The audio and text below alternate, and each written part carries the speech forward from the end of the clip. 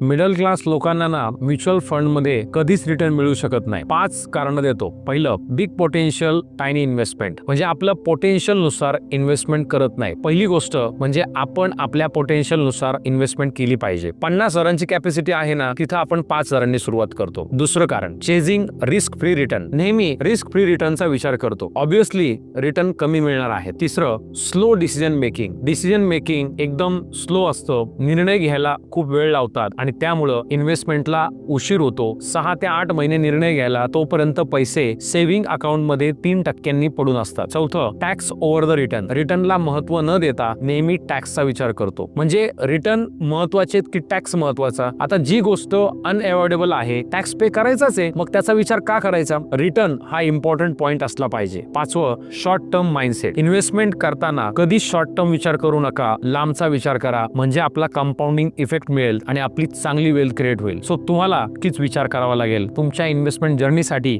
मी आहेच. खाली दिलेल्या नंबरला व्हॉट्सअप करा, कमेंटमध्ये अपॉइंटमेंट टाईप करा, डीएमला आलेला फॉर्म फिल करा. माझी टीम तुम्हाला नेक्स्ट डे कनेक्ट करेल.